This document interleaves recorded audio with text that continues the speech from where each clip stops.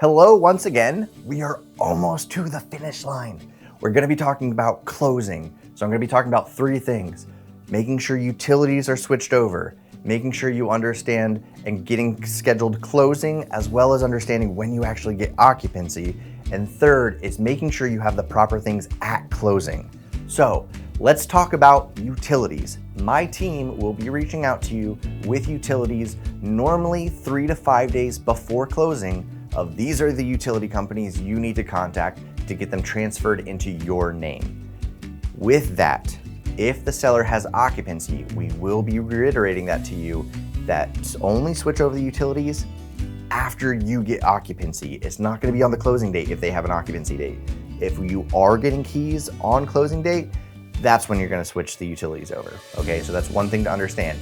It's very important to do that sooner rather than later, so you're not moving into your new home with the electric shut off or anything like that, okay? The next thing, scheduling closing. Understand normal closings, 30 to 60 minutes is really how long it takes. They're going to be looking to you and they're going to be looking to the sellers as what the schedules look like. It's 100% okay to do this after work. It's not a big deal. So if you need to work that day and then come into closing, that's a very common thing.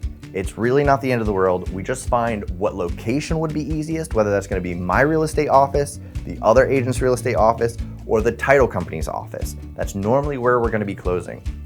Outside of that, let's jump into what you need to bring. Outside of a really good attitude, the only thing you need to bring is if you're not wiring your proceeds of whatever your loan officer told you need to bring money-wise, make sure you're bringing a certified check.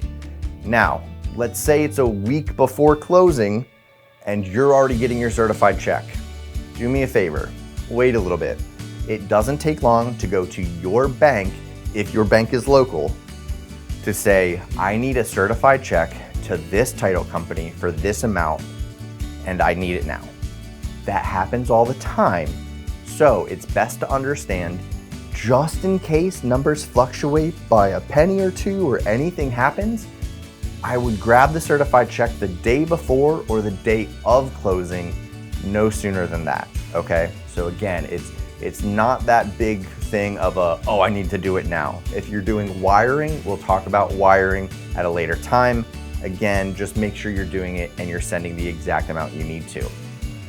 With that, the only other thing you actually need to bring physically to closing is a legal, non-expired government ID.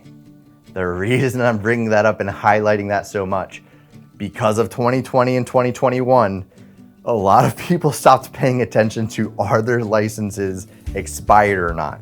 So we've had a lot of closings where people are bringing not expired driver's licenses. Make sure, even if your driver's license is expired, go ahead and just bring a passport if that's not expired, if you have one. If not, make sure you get a non-expired driver's license, okay? Outside of that, you're just gonna be signing documents and we're gonna be closing.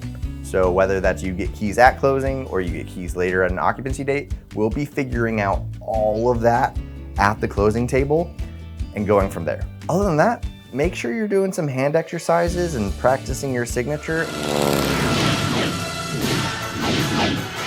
I'm doing it! I'm doing it! Yeah! Yeah! In some of these, in some of these. Almost there and done. So make sure you're practicing, make sure you're getting your arms and fingers all ready to sign, and I will see you at the closing table.